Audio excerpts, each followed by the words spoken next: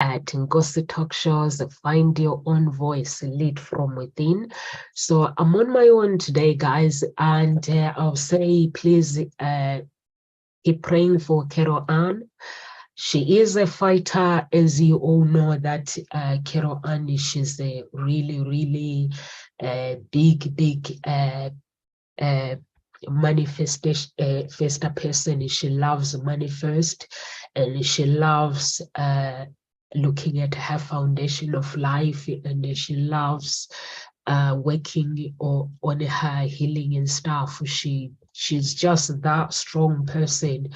So just keeping prayers, and we hope that she will come out of the hospital very soon. We are just praying every single day. So if you guys can just, whenever you say your prayer for your family, don't forget her. Just include her in your prayers. And to me, at this moment in time, I feel lost.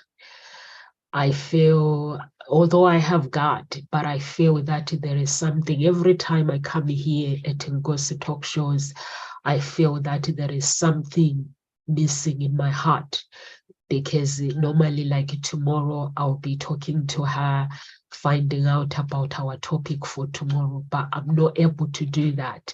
So that means my heart is grieving. So put her in prayers, guys, and put me in prayers as well. Trying to get rid of my tablet is making noise. So put her in prayers and put me in prayers as well, because I'm grieving for her. Although I know God is a man that can do the impossible, at this moment, just my trust is in him. So you guys just pray for her. And so our topic today is all about trust, how to mend a broken trust. So in this video, I'm going to talk about rebuilding trust and embarking on a road to healing and restoration.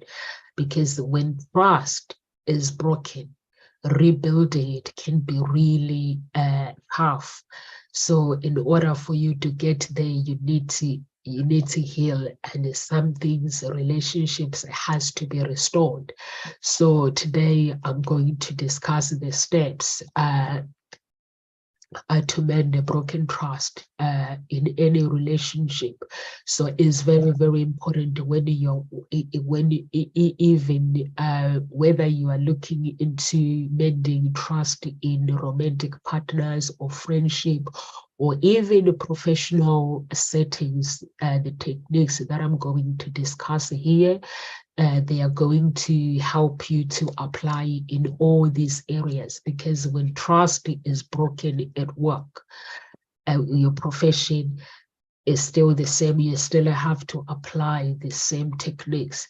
When trust is broken in a romantic relationship, you still, the healing in the process and everything, creating boundaries, principles, everything. The process is still the same, and the forgiveness is still the same. The hate, like when your heart is broken, you still feel that process is still the same process, the pain is still the same. So we're going to look at how you can forgive, how you can move on. And sometimes it can be really hard to move on when the trust is broken. It can be really hard to forgive. The hardest thing is to forgive. Because sometimes I hear people saying, why do I have to be the only person in that keeps forgiving? That's what life is about. Sometimes you have to forgive those who have hurt you, who have wronged you. But if you look at it as, why do I have to be the one? Why do I have to be the one? All I'm saying, the reason why I'm saying this, I'm not saying it, let people take advantage of you. That part, we can talk about that. But as a person, when somebody takes advantage of you, or when that trust is broken, you will still have to forgive in order to move forward. So understanding the power of forgiveness is the critical component of how you are able to move forward.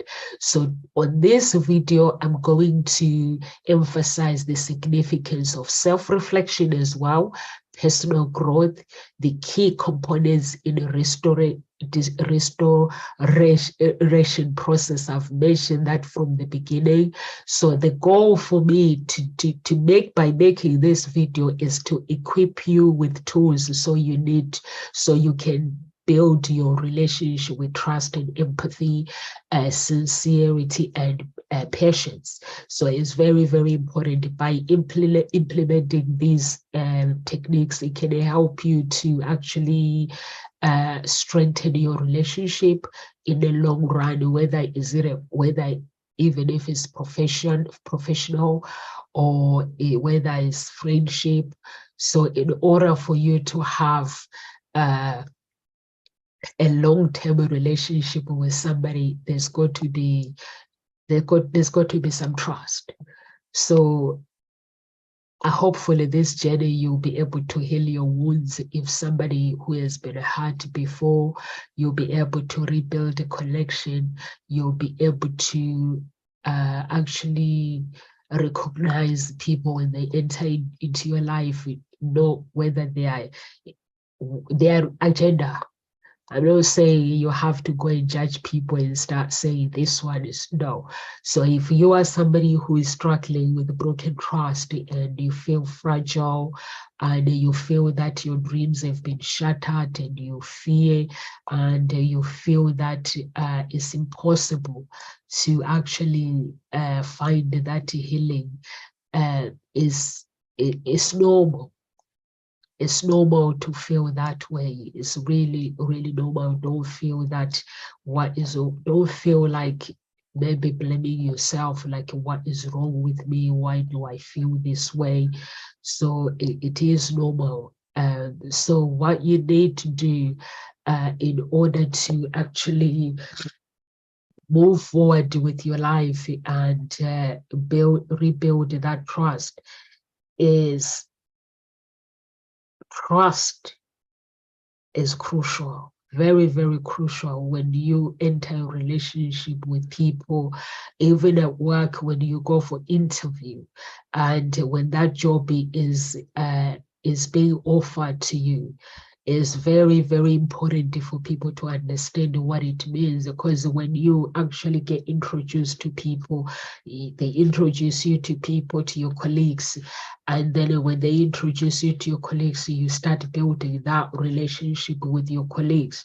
And once you build that relationship with your colleagues, then there is time where you start trusting people, you start bringing into your life, you start opening up.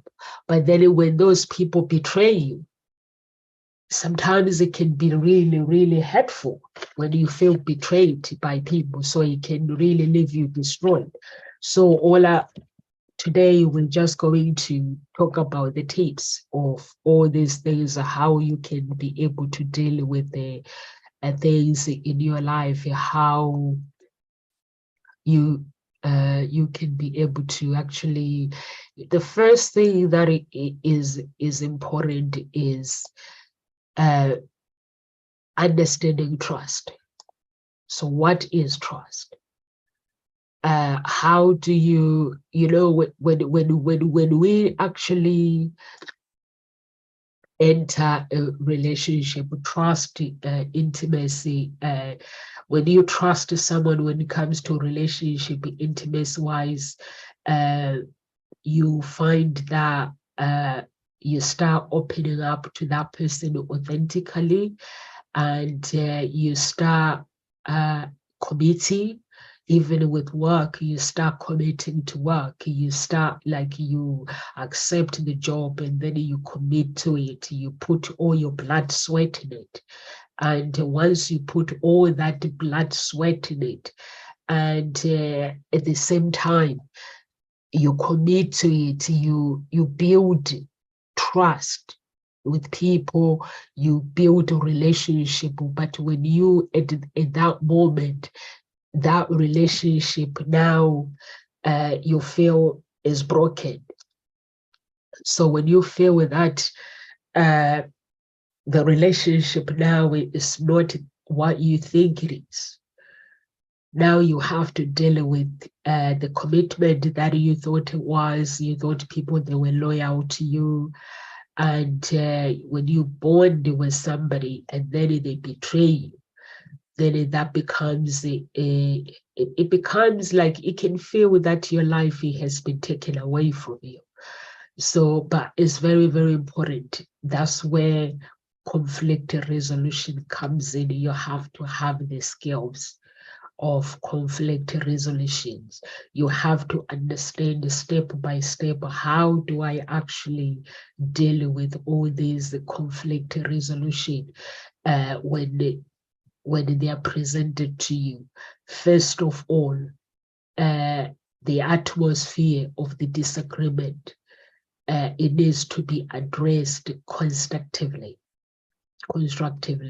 Once you address the situation, now you have to come in a place where you are not judging the person. You have to speak you have to have a clarity when you speak to people, and make sure that they understand it, and the person that is involved as well, make sure that they listen. The power of listening is very, very, very important, because if we don't listen to people when they speak to us, that becomes a big problem. So the power of listening is very, very crucial to listen to. Is either if it is your spouse that are actually crying out to you and letting you know how you made them feel.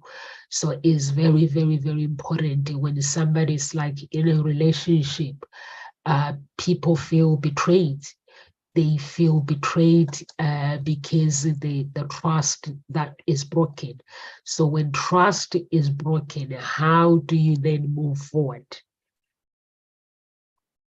When trust is broken. So this is where, when somebody is communicating with you, or sometimes it could be somebody has cheated on you. And if that person has cheated on you, and when they actually discuss, or sometimes they might not even want to talk to you.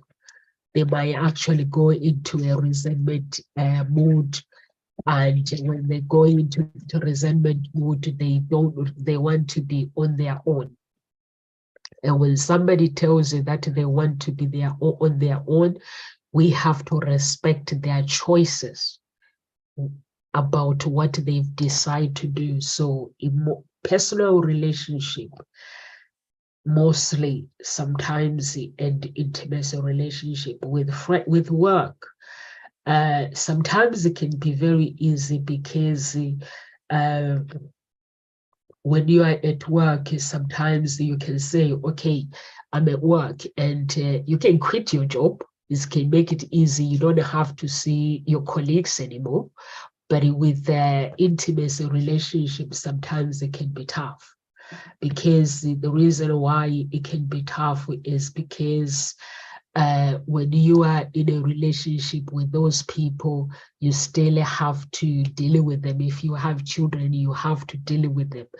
So it's very, very important to have a strategy, communicate in a transparent way, effective way, and have the strategy to open to an open conversation.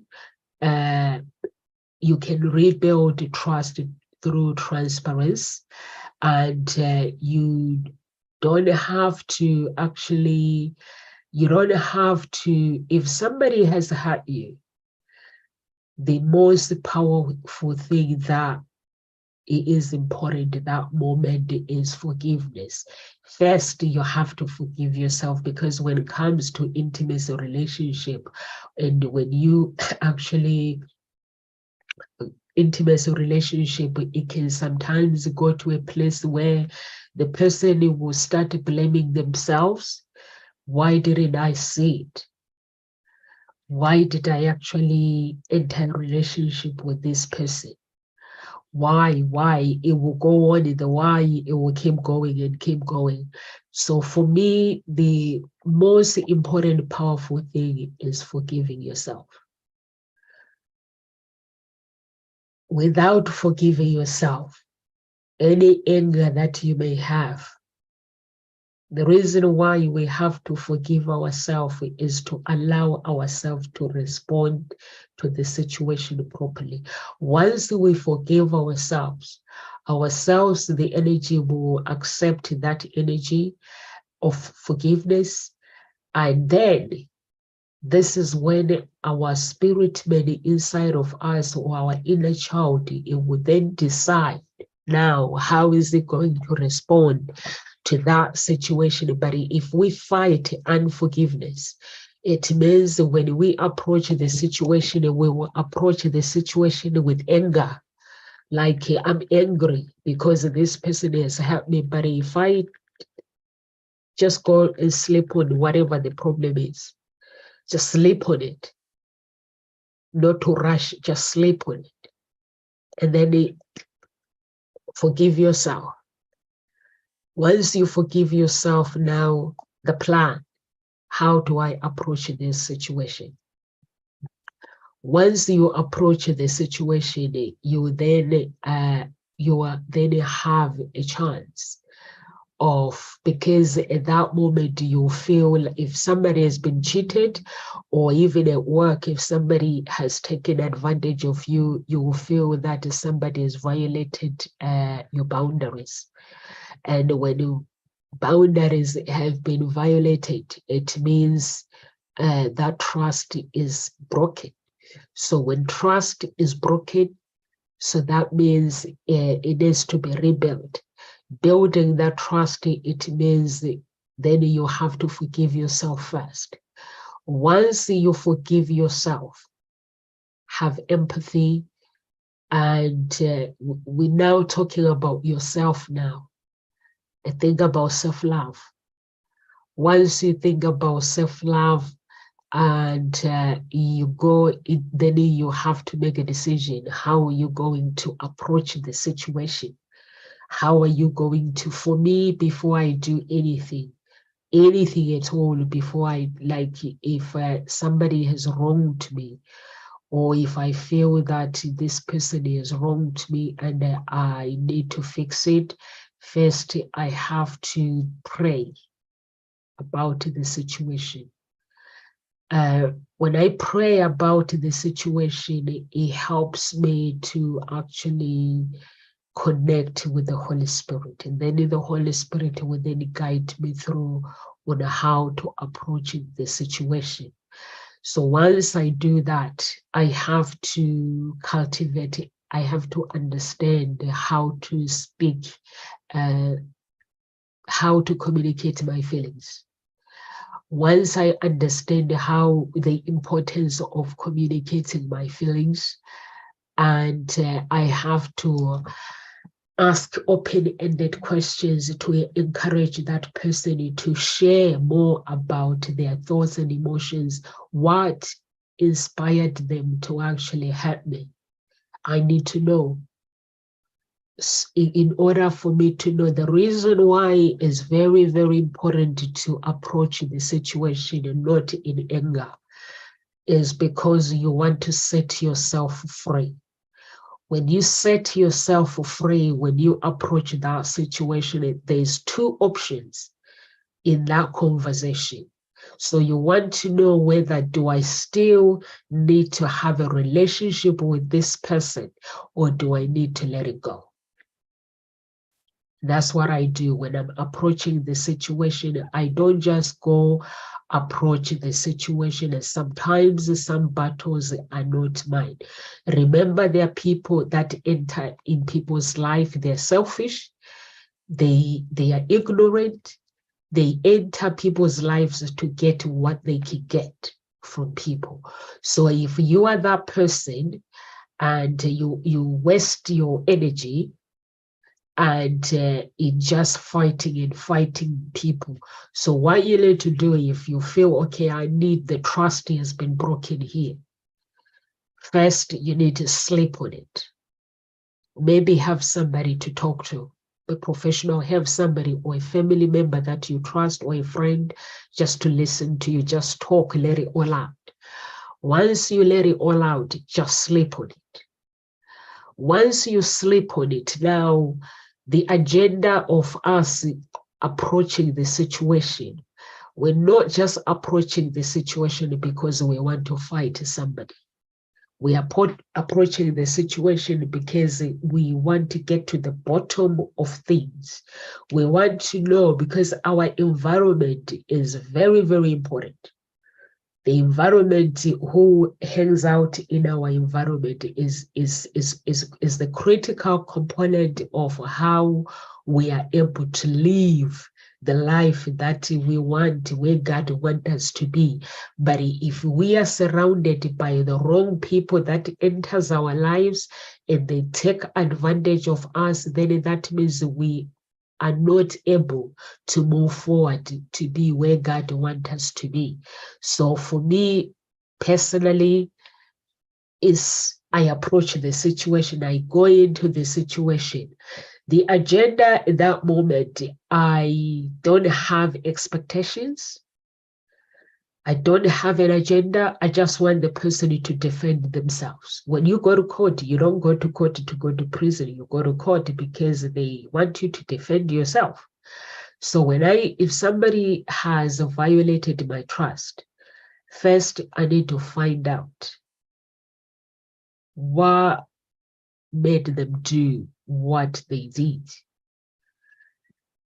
And I need to approach the situation.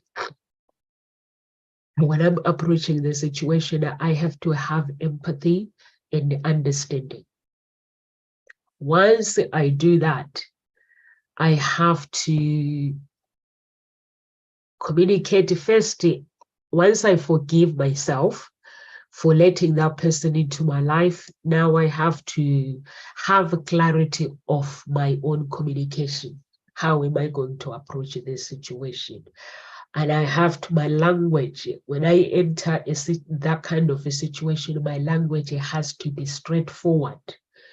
When my language is straightforward, and if I'm discussing a very sensitive situation, and I have to understand that the power of honest is very, very important. And the power of being transparent as well is very, very important. So I don't want to hold the information. If there is something that I really, really need to find out about what the situation, I don't want to hold the information inside of me. I need to let everything out from that person, but not with anger, because the anger can hinder us. Anger can hinder us, that it can hinder everything that we want to get in this conversation. So once I go with the openness and knowing that I'm not going to hold any information, I'm not going to hold my feelings, I'm just going to trust that this person will communicate with me honest, and I'll just pay attention. And then when you are speaking to somebody, you need to just listen to their words, what they say, their tone of words. But and then after that, listen to, watch what they do. The words sometimes are very, very powerful, but the actions, how people behave sometimes is very, very important. People can say words that to convince you to actually believe in them. But sometimes when you are aware, self-awareness, when you are really, really aware of the present moment, and you are aware of that moment, in moment in time, and you evaluate everything, not coming in a judgmental way. So you will be able to see the body language when somebody is actually leading you on, or they're lying to you, even at work. You'll be able to tell. If somebody is horrible, they are horrible. You don't need an expert for maybe for a body language or anything. You don't need to do that. And remember, time is precious. When we talk about practice listening, it means you have to listen that moment. If it's the answers that you want, listens, which involves you fully focusing on the speaker without interrupting them. Show that you are listening to them. When you ask questions that you need, you desire, if it's your spouse who has cheated on you, listen very, very, very, very careful with what they say. If there is an excuse in it, because if the trust is broken, if somebody comes to you and they ask you, that means that they will take full responsibility for what they have done. It means that they're not going to lead you, or they're not going to make you feel guilty, blame yourself. They say, you made me. There are some people who are actually, there are some people who will do things, and when they do things, when you try to get some answers, they will come back and blame you. So we don't want to be in that situation where we talk to them and they make us feel guilty. If somebody does that, that means they're not taking full responsibilities. So that means that person, you have to decide what to do with them, whether you want to keep them in your environment or you want to let them go. And something happened, when trust is broken. Something happened a few weeks ago. Was it a month ago? Yeah, a few weeks ago, my friend got married. So when my friend got married, I'm just going to tell you guys the full story. So I felt that my trust was broken. So when my friend got married, we got invited on the second day. I went to her party because she was doing her African thing. So the whole day, her friends were horrible to me. So I just decided, because it was her big day, so I decided to move from that horrible crowd and went to a different crowd. So when I went to a different crowd, I hanged out there. So then I think it was around 9. My pastor normally comes in around 9:15 live. So I was like, can I just go? Okay, guys, everyone is drinking, is having fun. Me, I love having fun, but at the same time, I love God.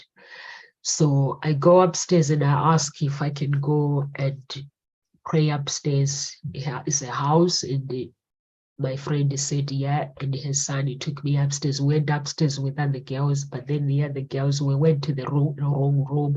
And then in the end, it was a mistake, not something that was done deliberately. So imagine her friends, all day they are being horrible to me, and me, I'm just letting go. I'm just celebrating my friends. I'm so happy for her that she's getting married. So, and then I go and pray. And then upstairs, I think there was some gossip that was going on. Why is she praying? For me, I am who I am today because of God. There are some things that I can do on my own, but there are some things that I cannot do on my own.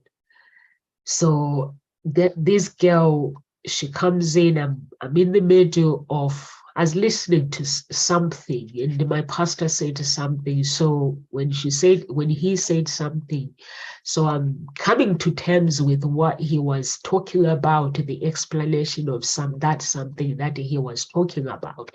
And I realized that one of my problems was linked to the generational problems that was attached to the foundation of my life. So I'm thinking, I'm sitting there, I'm listening. So this girl, she walks in. I'm just a person that I don't get involved in fight. I'm always quiet. I mind my own business. So I went to my friend's wedding because she invited me. Otherwise, I'm somebody who's not bothered with people when they don't invite or they invite. I'm not bothered. I just love people. I love my family. I love my friends. So I'm sitting there, and this girl, my friend, has a 3-story townhouse. It's a beautiful house.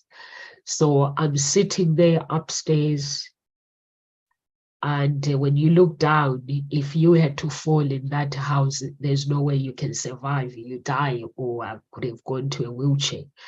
So this girl comes in and she grabs me, she takes my phone and she grabs me. And like you're grabbing somebody who's nobody. I don't know whether she was drunk or she was on drugs and drugs me.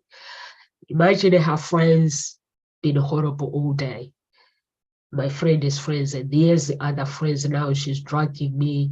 I'm looking, I'm asking her, let me go. And the Holy Spirit says, no, sir, you're gonna die if she doesn't let you go. So I'm like taking my jacket off, and she's holding my jacket, and then I run. And then when I run, I go on the road. My trust has been violated. I feel that my trust is broken because here's me with a friend that I trust, a friend who has a friend that is horrible, that I didn't expect to meet. I've met her before. She seems like a lovely person. So she's violating my trust. Now my trust feels broken. And to make matters worse, my friend side with her, and everybody else, they side with her. So I'm going out, I'm listening to my pastor, continue listening to my pastor. Now I'm on the grass, the main road, is sitting there, enjoying my prayer. And when my prayer finished, now I'm like, it is time. I think it was around 11 p.m. It's time for me to go and take my daughter, and it's time for us to go home. And I go home, I'm holding this charger, go upstairs now to leave the charger that does not belong to me. This girl, I didn't know that she was still upstairs. She grabs me again. I told you. But she does not realize what she did in the beginning. Now she's trying to do the same. Like, I'm on the stairs on the edge, I'm gonna fall. So and then I ran. And these people, they're like calling me, what is happening? So I explain, and I realize that actually they are siding against each other. When people are blinded, to me, what I saw, it was a humiliation, because I felt that my friend my friend's friend humiliated my friends of exposing the character of the people that they are, but I don't know. So when I went home, I got home, I felt that my trust was violated. I felt betrayed, that I have 2 kids. If that girl would have killed me, I would never had a chance to see my children. So what I did, the step by step, I understood that my friend just got married. She needs to celebrate her wedding. So I didn't like her post. I sort of stepped back. My friend, even today, she's never called me to actually apologize on her friend's behalf, because I think she believed that her friend was right. But when I got home, because my trust had been violated, and because of the things that were said, I speak English. Me, when there is English people around, I know my language. I don't speak my language. I find it is very rude for me to communicate. And this is part of the topic, by the way, guys. I find it is very rude when I speak my language if somebody cannot understand what I'm saying. So there were English people there. So I didn't want to speak my language, because that is who I am. And my parents taught me that. if you go to somebody else's land, you need to speak their language so that they can welcome you into their language. So I didn't want to be part of somebody who is rude. So this girl comes to me, she says, the reason why you actually don't speak your language is because your ancestors have turned against you. And, she just gave it to me and gave it to me. But the following day, the amazing thing, the following day, when my God knew how I felt. I don't worship ancestors. I do not worship any other gods. But in my ancestors, I just had a voice saying, this girl betrayed. They were actually entering my friend's house and saying, you betrayed and tried to kill our child. They were putting judgment on their lives. So I said to God, I don't want to be part of it. I just want to move on with my life. I want to move on. I want to forgive and move on. But I know that that moment, my ancestors were putting judgment and the other ancestors were putting judgment, because what happens is even God himself was putting judgment. You don't touch somebody else's child and try to kill them and think it's okay without asking for forgiveness. If you ask for forgiveness, they'll let you go. But all I know is in my family where I grew up, anybody tries to actually tells me off, my dad will go mad. So those were the parts. So I tried to tell them, listen, guys, I was just praying. So at that moment, the reason why I'm sharing this story is that moment I felt that my trust, it was broken, it was violated. So I felt this topic, I felt that at that moment, my heart was broken. And now mending my broken heart, for me first, as a leader, I had to think myself as a leader. I had to think about leadership. Although it involves a friendship, I had to think about as a leader. What would a leader do if somebody that I was working with, or if somebody that I was dating, or if somebody, a friend, was to do that to me? What would I do? So I felt that it was time. God, I said, God, you're gonna forgive me, God. But I felt that moment that it was time for me to let go of that relationship. It was time for me to actually understand what it means.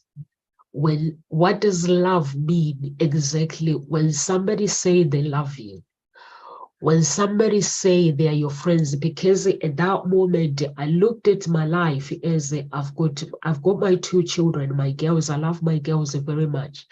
So if somebody invites me to humiliate me, so it wasn't like I wasn't thinking about, no, I'm angry, humiliated me. For me, it was that moment where I spent time with God, being grateful that I'm very, very grateful, God, that I survived.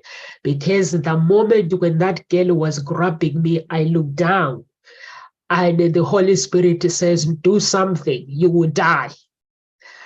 And at that moment, it was the moment where I just screamed. I was crying. I've never cried in tears. I think the last time I cried like that, even the day I lost my dad, I've never cried like that. At that moment, I was like crying because I could see my death. I was like, let me go. Because sometimes, when you meet people, they are humbled, they are so nice and polite. And you are like, wow, I admire this person. And then when somebody like they become something else, like they're on drugs. And I was like, I'm so confused. Even today, I'm so confused. And to make matters worse, I come home and one of the girls calls me and said, Nomsa, they think you're possessed by demons. I was like, possessed by demons with what? By loving God, by saying I'm going to pray. So in that moment when we're talking, and this girl now, she's trying, because me and my friend were very, very close. So I know how she works and stuff. And now they're trying to gossip now to find the information about her. So I said to her, listen, I'm not going to say bad things about my friend. So if you want to find out the information, you can go to her and find out that information. I am not going, she just got married. The only thing I can tell you today is her wedding was beautiful. That's the only thing I can tell you. And you were there as well. You saw that the wedding was beautiful. I've got nothing negative to say. The reason why I said those things is because of what I went through. And sometimes when you go through something, people will try to destroy that relationship. So I was like, I'm not going to be part of that.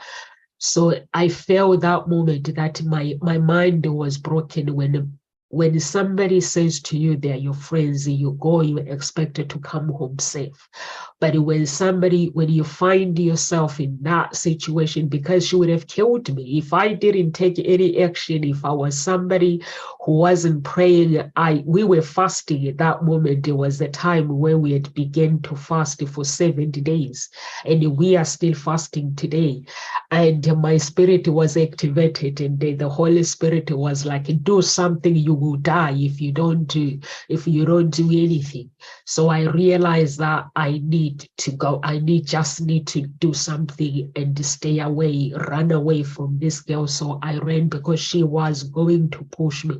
Why she was going to do that, guys, I don't know. There's one reason why. Maybe she was drunk. I'm not sure whether she was drinking, because I was sitting outside. The people that I was sitting, they were not drinking. She was part of those people who were horrible that I ran away from them, the crowd. So I'm not sure, or either she must have taken some drugs, or it might be some powers took over here. I don't know. Those are the things that I can explain. So in all doing that, but for me, that process, it was like I knew that she would have killed me if I didn't do something. So the reason why I share the story, it goes with the topic. Sometimes it could be somebody cheating on you, or it could be a friend betraying you like that. And when a friend betrays you, or a family member betrays you, your heart, you'll be left with a broken heart. And that broken heart mended. For me, the process of mending my broken heart at that moment, it was the gratitude. I didn't have time to think about my friend did this, or my friend's friend did this or did that. It was the ending. How the situation ended, it meant that I was grateful of the ending of the event. The ending of the event, it means I didn't die, I wasn't injured. But at that moment, I made a decision that I am going to remove myself to that situation. I am not going to hang out with that crowd anymore. So those are the things that in that decision that I've made. Making that decision is number one. My foundation, the foundation of my life, is very, very important. In that foundation, there is a family tree in that foundation, which has got my friends, it's got my family, it's got my intimacy relationship, my children. So I need the person that enters my foundation of life, their principles they have to have the principles that I share with them, that I share. So if somebody does not share same principles as me, we don't need to hang out. And God, I make it clear to God that God, I'm not judging your child, because God has his own principles as well. So having boundaries in your life is very, very, very important. If you want to date somebody that enters your life and take advantage of you and then break your heart, and then you are left with a heart to mend your broken heart, and then you don't learn from that situation. You maybe you keep doing it and keep doing it just because people say they are sorry. So for me, what I do is, as a Christian, I look at God's principles. There are some people in your life, they will enter your life, they'll bring growth to your life. There's some people that God will bring into your life, and it's a seasonal people that enter your life. They'll play a part in your life. Some of them, they'll play a very, very important part in your life and change your life for better. And you want them to stay, but they're not here to stay. They're just there to change your life and move on. There's those kind of people, seasonal people. There are some people who enter your life and turn your life upside down. So that was the person where I was in. I've known my friend for 10 years now, but maybe 13 years.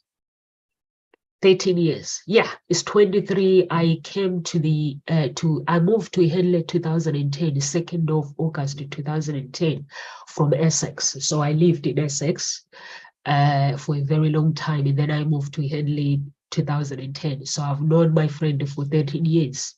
She's somebody that I trust. She's somebody that she look after my children. For me, she's like a sister to me.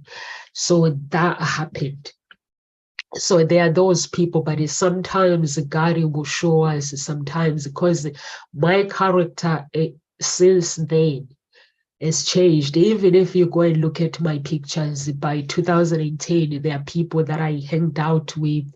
Sometimes I go out, I'll try to fit in. No, 2010, yeah, try to fit. I stopped in 2009, but I will still do that. I think in 2010, I did that as well, where I tried to fit in. So I find myself 2010, 11, before the end of the year of 2010, and that's where I found myself. I was no longer trying to fit in with anybody, but those are the things that I did then, where I meet people, I'll try to fit in, or if I meet a man, I'll try to fit my character and my personality that suits them. So at that moment, it was the time where I decided that I was no longer going to try to fit in with anybody. And when my friend's friend tried to kill me, it took me 3 days. The shock took me 3 days. And after that 3 days, it was when I started being grateful to God, and I started realizing that there are some people who leave home with their life, but they never return home. So it made me be grateful to God. But it made me more look at my foundation, my friends, and the people that the people that I'm dating, and everybody else in my relationship, just to make sure that I don't let people enter in my life and take advantage of me. And also it made me realize as well that, God works in different ways. Sometimes it is very, very important when we set boundaries in our lives. We need to understand why the boundaries have to be in place. We need to have a clarity of our principles. We need to understand our world. Every individual has their own world. So in your world, I don't know how to put it in this way. In your world, the physical world, there's the physical world and there's the spiritual world. So there are some people that say spiritual world doesn't exist. Maybe I was one of those people if you were to ask me 10 years ago. But when I had an encounter with Lucifer, that's another story for some other time. My life has just been an amazing life. When I had an encounter with Lucifer, that's when it made me realize that there is the spiritual world exists. So those are the times. It will be another time, you guys, if you want to know the story, actually you can go back, and there are some videos that I've made when I had an encounter with Lucifer and his agents. So those who are Christian, you can go and watch that video. I had an encounter with them and with him, and that's when I realized actually the spiritual world exists. What we bound on this spiritual physical world, it plays a part in the spiritual world. But when it happens, my friend, they didn't apologize to me, which is fine. I asked their apology on behalf of them to God. But because the death, when you try to those who are nasty will cause and be nasty to everybody else. So when you if you hold the unforgiveness, no matter how much you want to succeed in life, you can succeed. But if you hold the unforgiveness, let's say somebody cheats on you, and then you go with them and say, I'm going to give you my power. I am going to hold the unforgiveness in my heart, and I'm going to have hatred in you. I'm going to have this. There's a door that you open in the spiritual world. That door, there's only two doors, which is the third heaven and second heaven. Lucifer is in the second heaven. God, the throne of grace, is in the third heaven. And the first heaven, I'm not sure about the first heaven. Is it where I think is this the second heaven 100% is Lucifer, and I think it's also where they store the blessings that they store blessings because that they take from people. Like every unforgiveness is a door of hindrance, and which is I didn't know that. Is a door of hindrance. Every unforgiveness that you hold for somebody or even for yourself, that there's a door that you open. That door will hinder your life, is full potential moving forward. There are some people who might be billionaires, but they are worth 1 million. They are worth 100 grand a year, because they have not actually figured out their full potential.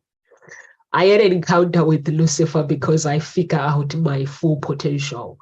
When I figure out my full potential, because there was a door that my ancestors had opened, and I closed that door. There was a door that my parents opened. I closed that door. There was a door that I had opened for Lucifer to hinder me with something. I closed that door.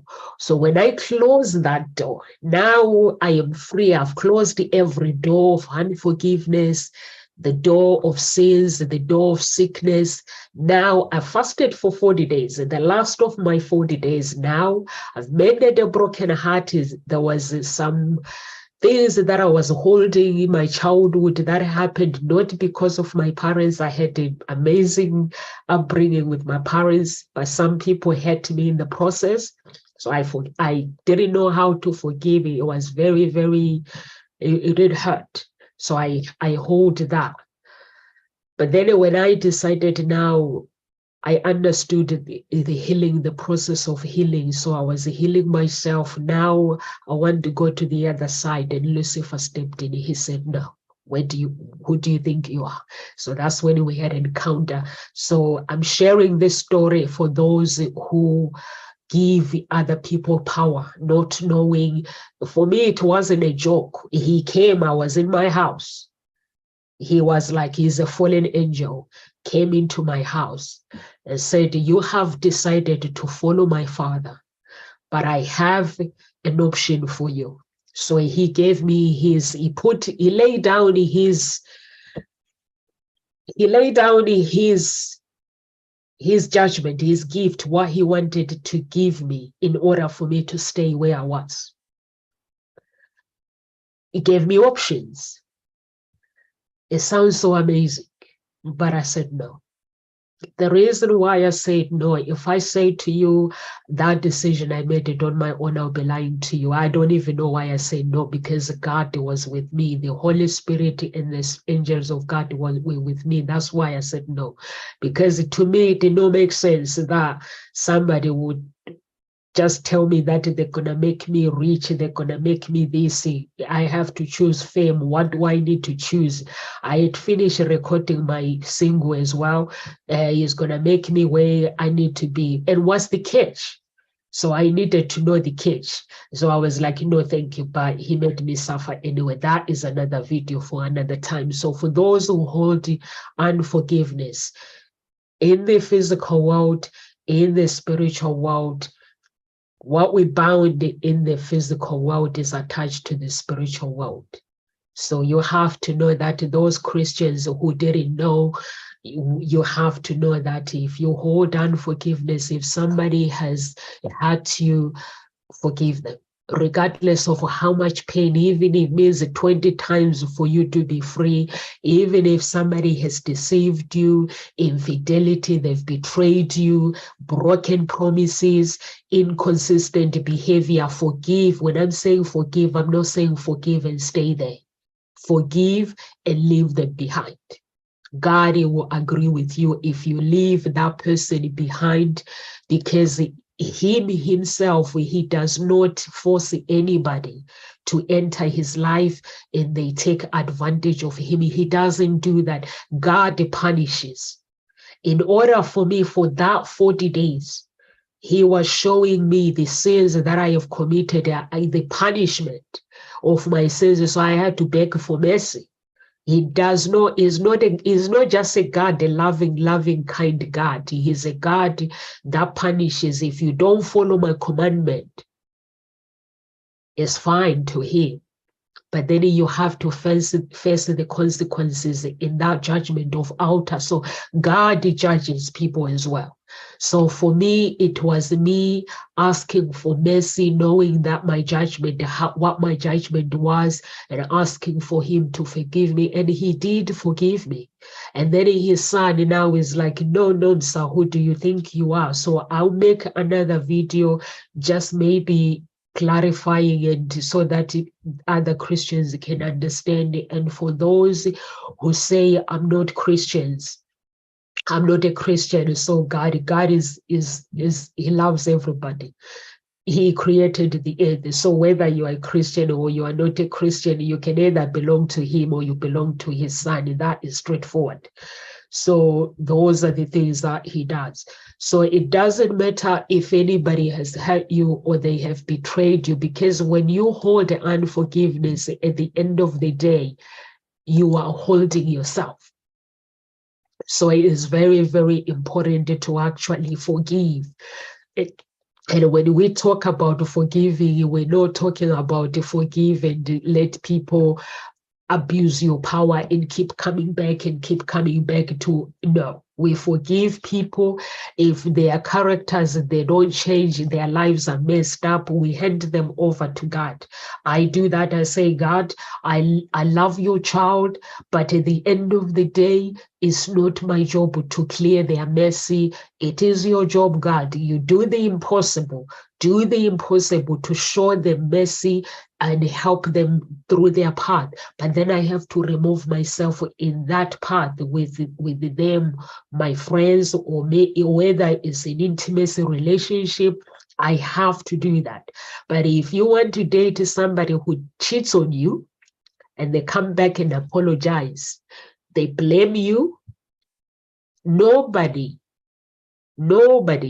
will make somebody go and cheat. Even if they're in an abusive relationship, they have a choice. Before they cheat, they have a choice to get out of the relationship. But if somebody says, I cheated because of you, they are lying. You tell them you are a liar. If somebody says, I've cheated because you didn't treat me well, that's a lie. They cheated because they didn't think they'll get caught. And the other thing is, if somebody at work betrays you and they treat you bad, and they say, I did it because you did. No, it's because they are horrible. So that is the only way we can describe it. They are doing it because they love doing it. So it's then up to you how you respond in that situation, how you communicate your desires, how you tell people. Mostly people go in anger. For me, if somebody hurt me, I go and sleep on it. I go into a shock, I go and sleep on it. When I go and sleep on it, I go with a plan. And when I look at you in the eye, it means I'm in business. So you can either, we come to an understanding, the way you understand my feelings, where you understand my principles, that I put them in place, how I want to be treated. If I was to hang out with you, even myself, I have my company. My work, in my office, nobody treats anybody bad. Not in my company. You do not treat anyone like they're some kind of rubbish. I am the CEO of the company. If I walk into the building, there is something on the floor. I pick it up because I've got two hands. I pick it up and I put it in the bin, hoping that somebody will not do it again. But I will not go and scream at somebody else's child and say, why did you do this? I will not do that. I'll pick it up and I put it on the floor. If there is something, there is a job that needs to be done, I will do it, and I'll make sure that the person that did not do their job, they will, next time it will not happen. So I would do everything. In my company, if you go to social media, I had to train how to do social media. So before I employ somebody to go and do social media, I can tell you step by step what I need to be done because I trained myself how to use social media properly, but I cannot do it properly. That's somebody else's job. If I go on YouTube, the SEO, sometimes I get people and they just tell me gibberish what they're gonna do, but I can tell you what needs to be done because I have learned how to do SEO on my videos. So if somebody goes, so everything that I do in my company, step by step, I've learned it. Website, you build a website. I cannot build a website. But if I go behind the scenes, I can scan the website that is good, that is bad. I can tell the web designer step by step what I need because of the broken trust. When I hired somebody for the first time to build my website, they betrayed me. So through that betrayal, I had to learn things. So that's what I do. I learn things at Ngozi talk shows. We have about the coaches that we have, 20 something coaches. No one betrays, no one tells my coaches our Ngozi talk shows. Ngozi talk show is my company. No one tells the coaches that are under Ngozi talk show off. Nobody, not even me.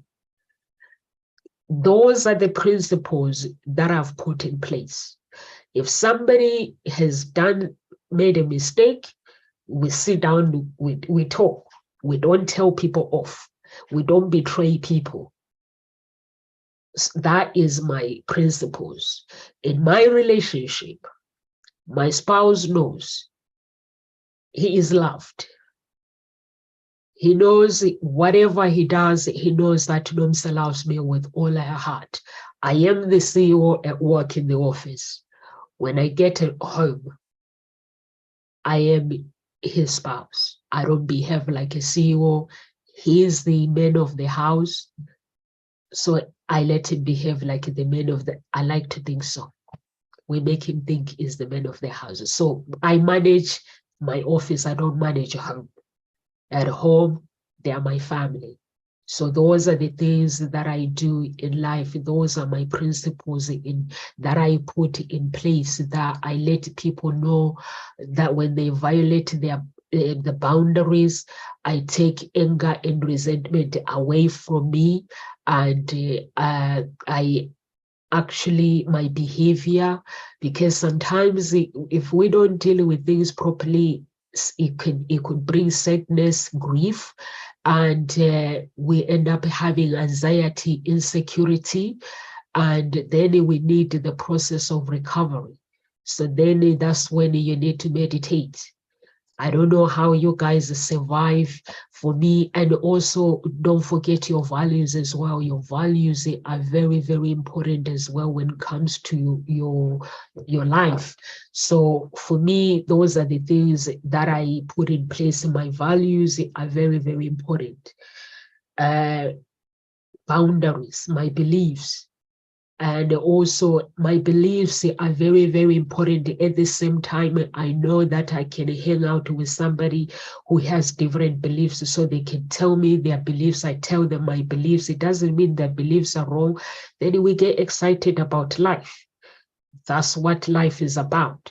So you have to be somebody who live by your values and your principles, and don't try to be something that you are not when it comes to life, because when you live a life, it becomes something that you are not, then you're not going to live a happy life. And also don't let people enter your life and take advantage of you. When we let people enter our lives, women, men let a woman enter your life. They've got beautiful boobs. They are so beautiful. You get blinded by their beauty, and then they take advantage of you. Women, you let men enter your life. They have all of this. They have good jobs. They are earning good money. They just treat you bad. They use you for sex, and you think it's okay for this person. They break your heart. And you say it's okay because I can't let him go because I cannot afford to pay my bills. For me, I rather go and find a cleaning job than to let somebody take advantage of me. So that is my principles, that if a man loves me, they will stay with me. They will have a relationship with me. But if they don't have a relationship with me, they want sex, they need to go and get it somewhere else. Not in NOMSA's values and NOMSA's foundation. No. So those are my principles that I let people know how I like to be treated. So those are the things that you guys can put your principles in place, and make sure you deal with the healing. Healing is very, very important. I don't know your beliefs. So if you're somebody who believes in God, if to mend your broken trust, means you need to speak to communicate with God properly. Or it means if you are not a Christian, it means you have to learn the power of gratitude, the power of meditation. Meditate in the word of the universe. If you don't believe in God. So those, by the way, those who don't believe in God will say, I don't believe in God. I believe in God is the creator of the universe. He is the universe. He is the earth. Although there is a mother earth, which is Satan, but God is the earth. So use your beliefs. Christian, you cannot suffer with anxiety. A Christian that suffers with anxiety, it means they have not read the Bible properly. They need to learn the Bible. No Christians should suffer anxiety because God is the God of impossibility. So if you read your Bible, you fast maybe 1 day a week, 2 days a week, or 3 days a week, that should be enough. If you fast, meditate in the word of God, read the scriptures. Most Christians, they pray a lot, they don't read the scriptures. If you are somebody who prays a lot, who does not read the scriptures, most of the things that I've learned with Lucifer is he hates Christians that follow God properly. Part of being a Christian, if you don't pray and read the Bible, it means is better. But if you pray more and you don't read the Bible, you are like somebody who doesn't pray. So read the Bible. If you want to learn more about how the Bible works or how God works, you just, if you follow Dr. Olukoya, I don't know if you guys know Dr. Olukoya, some MFM members, they do know I go to MFM. The thing I like about Dr. Olukoya, he doesn't tell you that life is all lovey-dovey. You come and touch your head and then you'll be blessed. I'm going to do a miracle to you and you'll be blessed. It doesn't do that. And if I was to meet any pastor that says, okay, Nonsa, what is your problem? And then I explain my problem and they say, I'll pray for you and your problems will go away, I'll tell him you're a liar, or I'll tell her you are a liar. That's not the truth. Because when I met Lucifer, I've learned so much about how he works anyway. He even told me that you are bonkers. I do not want you in my kingdom. He said he does not want me in his kingdom because I am too bonkers with God. I love God so much because I told him that he's a liar. When he said, I'll make you great, and I was like, you are a liar. The fact that you are promising me to give me wealth, to make me famous on social media, to give me loads of followers, to give me, like, if I want to be a billionaire, you want to make me a billionaire, that means you are a liar. That means it's the case. But he was telling the truth. He would have made me who I wanted. But it means there's a catch in it. The catch, it means my followers get to die to please him. So that's another video, guys. I'll make another video, not tomorrow or maybe one day. I'll make another video just explaining step by step what Lucifer is, my encounter with him. I met him, when he came, I was like, I played the piano, but just basics. But when he came, he's a musician. He loves music. That's why most of musicians, they join him. But when he came, he instructed for me to go to the piano. I became genius. I was like so genius. I was like, this is awesome, but get out. So he wasn't for me. So I rather follow God, because with God, you get blessed, but there's a process of that blessings. You have to understand your blessings he gives, and he wants you to give to others as well. So that is the process of God. But Lucifer is a great man who just wants to steal. So that's why he does. So if you are that person who says, I don't want to forgive, that means you have to know your part. That's where you go with him. There's no other way. I thought you have to be a Christian in order for you to actually deal with God, to deal with Lucifer, but you don't. So you might as well don't let people enter your life and take advantage of you. And because if you don't forgive them, then there will be hindrance in your life. You don't want those hindrances. You don't want the stagnation. You don't want people to enter your life. And I'm not saying just because also you're a child of God, you have to let people enter your life and forgive. You forgive, yes. Forgiveness is part of life. But make a decision who you want in your foundation. So make that decision. And guys, I'm gonna have to go now. If you want to follow me, and you can find me on Instagram, you can find me on Twitter. I'm on LinkedIn as well.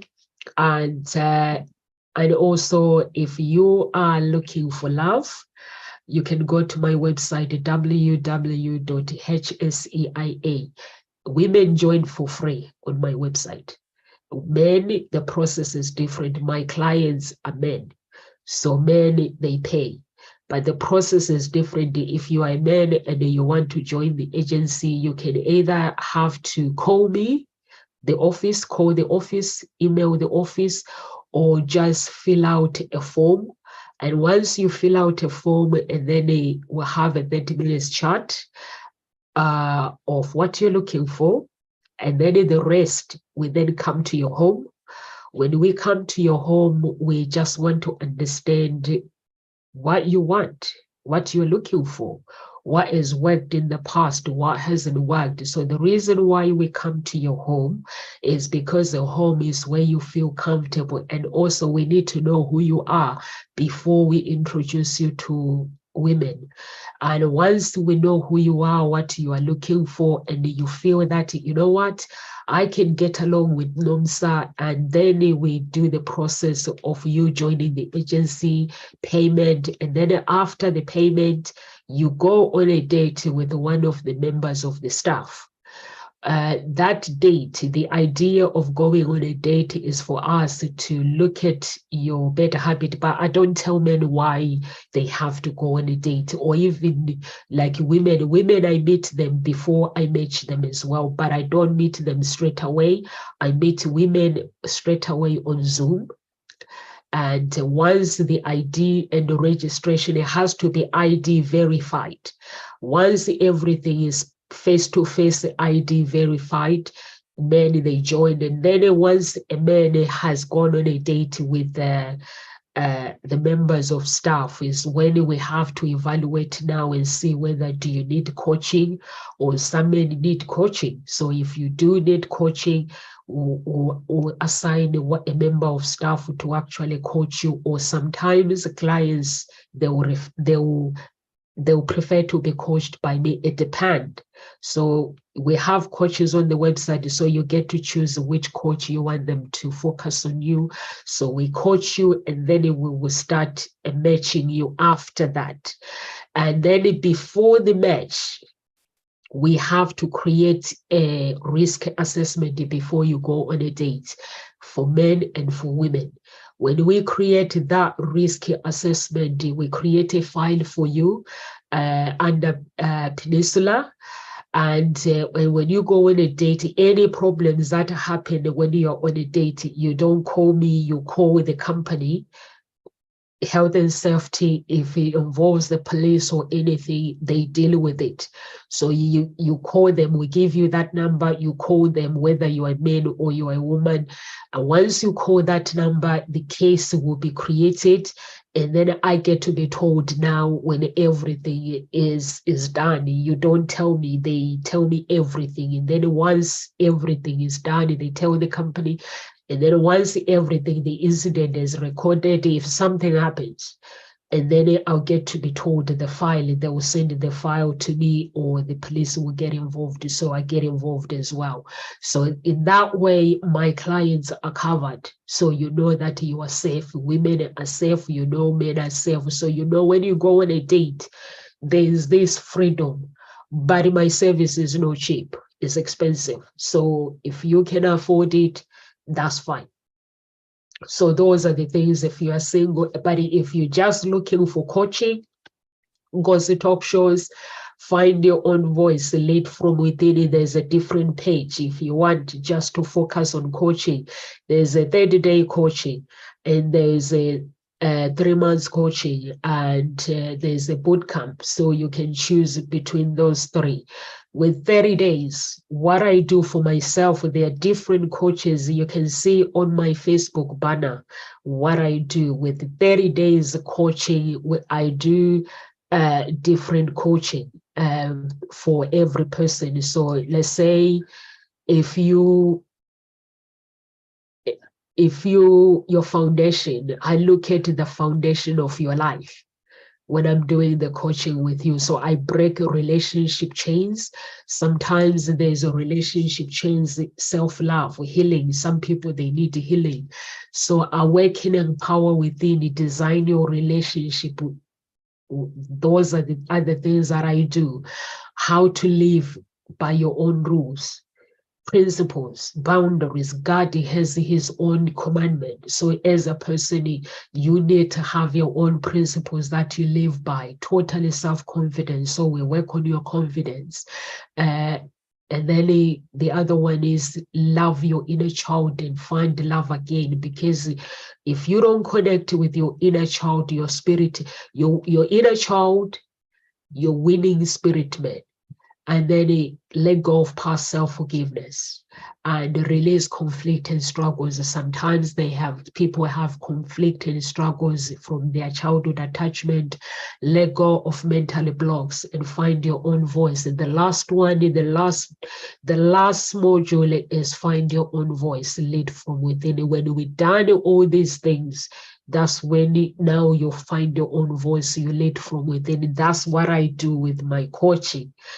In order to have a good foundation in your relationship, you need to have all these things broken. You need to break every chain in your life. Everything that we do in life has an attachment. So we need to break step by step. Whether you are a business person, whether you are this, in order for you to get to the top, you need to break all these chains.